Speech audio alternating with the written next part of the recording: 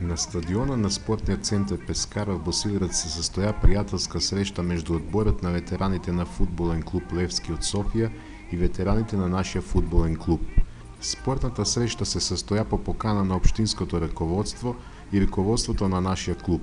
Благодарение на дългогодишните приятелски отношения, сините гостуваха в Босилеград и очаквано спечелиха мача с 3-2, но все пак се срещнаха с достойна съпротива на местните ветерани.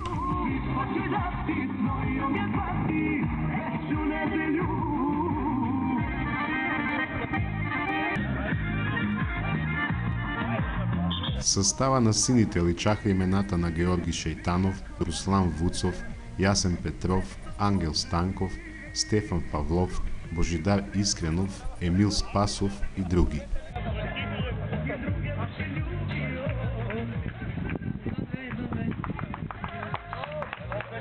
Официални гости на срещата бяха Стоян Хранов, председател на спортен клуб Левски, Стоян Стоянов, заместник-председател на клуба, Борис Янков, един от директорите на Citroen за България и други.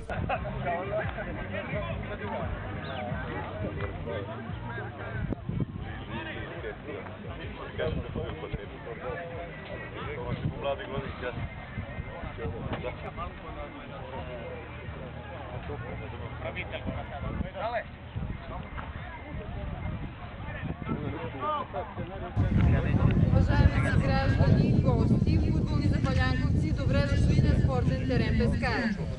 За нас е чест да проследим приятелския матч между ветераните на футболния отбор на спортен клуб Левски София и Босилеградския ФК Младост. Каквото и да кажем за гостите ни, футболния отбор на спортен клуб Левски София е малко. Най-вече защото спортен клуб Левски съществува от 1914 година. Носи името на българския революционер и национален герой Васил Левски, а гостите ни са известни лица от футболната сцена, състезавали се за националния отбор на България. Спортен клуб Левски е един от най-старите спортни дружества в България. На 24 май 1914 година група младежи ученици в бившата Софийска втора мъжка гимназия се събират и учредяват спортен клуб Левски. Поклон за 95-годишната история на клуба, на футболистите и не само футболните отличия от национални, европейски и световни първенства, за куража и спортния хъс на спортен клуб Левски. Уважаеми футболни запалянковци, за нас е чест да посрещнем и официалните гости, а това са господин Стоян Хранов, президента на спортен клуб Левски. Да приветстваме и господин Борис Янков, един от директорите на Citroen за България. Господин Стоян Стоянов, зам-председател на спортен клуб Левски София. С нас е и господин Георги Георгиев, представител на Левски Драгалевци. Най-напред ще дам думата на господин Стоян Хранов, президента на спортен клуб Левски. Уважаеми сънародници, приятели, благодариме за поканата на ръководството на община Босилеград, на футболния клуб, на спортното дружество.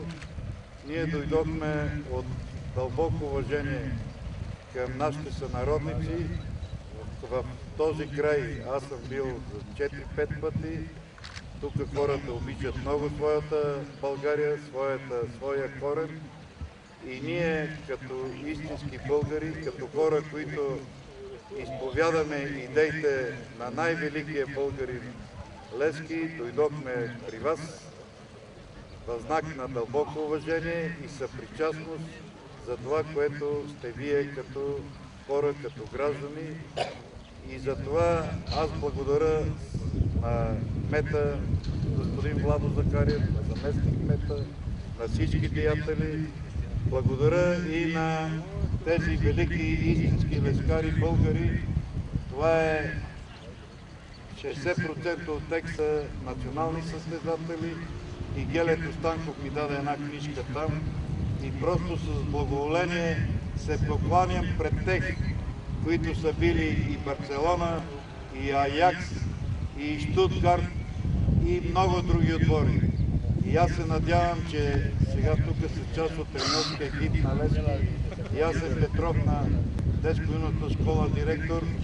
И аз се надявам и се моля на Господ, нека тия момчета, които играят сега в Левски, да знаят какво е Левски, какви са традициите и така както вие се раздавахте и умирахте. А след като побеждавахте, можехте и да живеете, и да играете, и да се почерпите.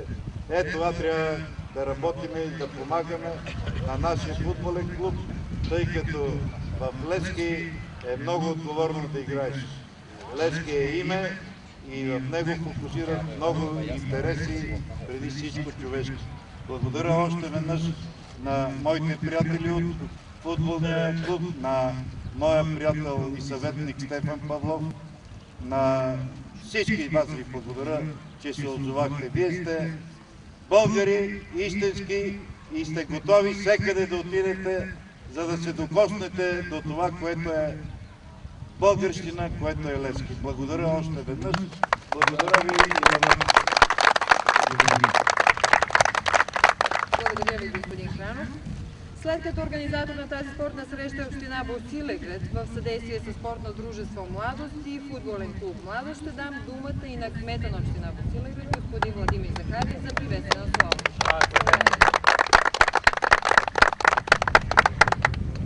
Добре дошли в наш и ваш Босилеград.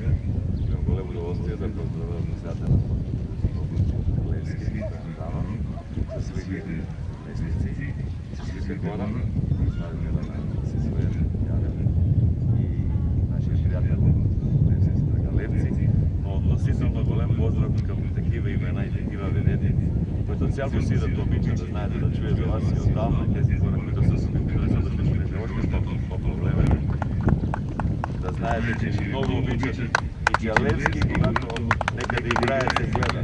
От тук се отива в Словения, в Босния, по цяла Европа, се правят случаи. От тук се помни и спомня всеки един ваш матч. Обичаме си с вас, обичаме си Васил Левски. И в сърцата сте ни. И днешния ден е празник за община Босилеград, относително и за мен, и за всички нас. Един голям подвиг към нашите хора от Младост, които нищо по-малко не са за нас Босилеград, от вас за цяла България и за Европа. Помним си, когато си играеше тук, когато беше и Марата на треньора, тук на малко игранище, ето днес един хубав стадион.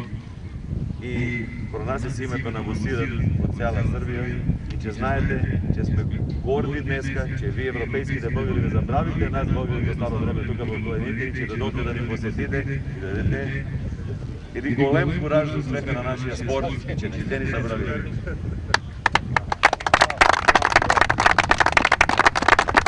Искам да припомним, че едно ново време на Левски, че едно ново време и ръководството, което го охранява Станов, показва преди 2 месеца в София, че са много грижи за нас, че иска да ни помогне и че първо, когато отидяхме с моя помощник Стефан, от сърце от джоба си извадих и си дадох 1000 лева в съоръжение, именно топки, майци, които бяха тук предоставени. И че това показва, че светлостта, с която днеска, по това време, в времето на кризата, иска да се помогне за братята си в Босилеград и своите колеги и футболисти, е нещо, което трябва да бъде пример за много други, които се забравят много бързо. Още веднъж много благодарни, че сте днес сред нас и само напред. Благодаря ви, господин Захариев. Следващия, на който ще дам думата, е Стефан Стойков, председател на спортното дружество Младост.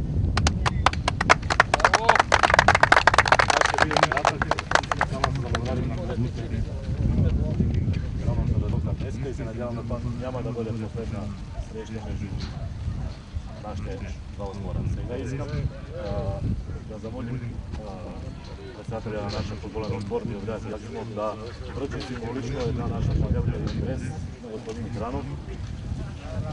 А след това по една членска карта на всички футболисти на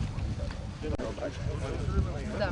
Може би единственото, което остана да кажем е кои са съдиите. Съдии са Владислав Манасиев и помощници Немanja Vujinović и Димитър Йорданов.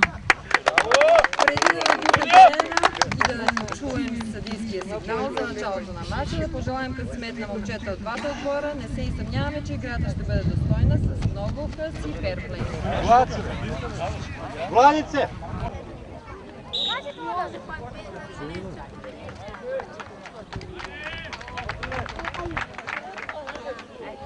Резултатът откри Павле Гашевич, чието попадение Младост поведе с 1-0, но с 2 гола на Ясен Петров и 1 на Георги Георгиев, сините обърнаха резултата до 3-1.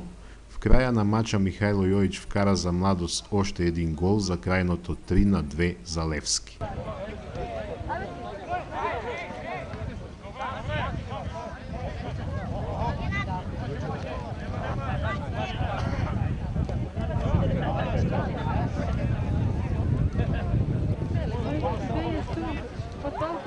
Само вие все повече приближавате.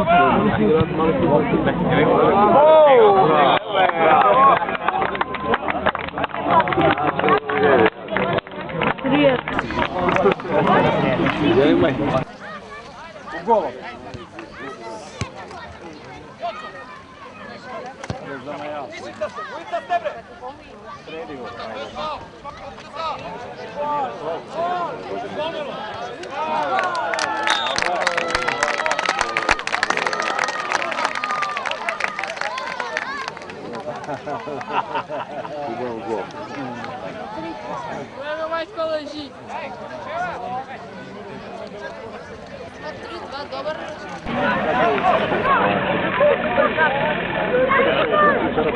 От Левски изразиха възхищение от посрещането и очакват приятелите от Босилеград да върнат визитата в София още тази година.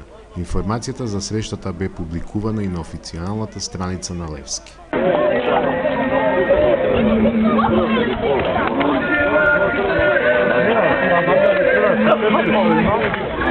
Thank you.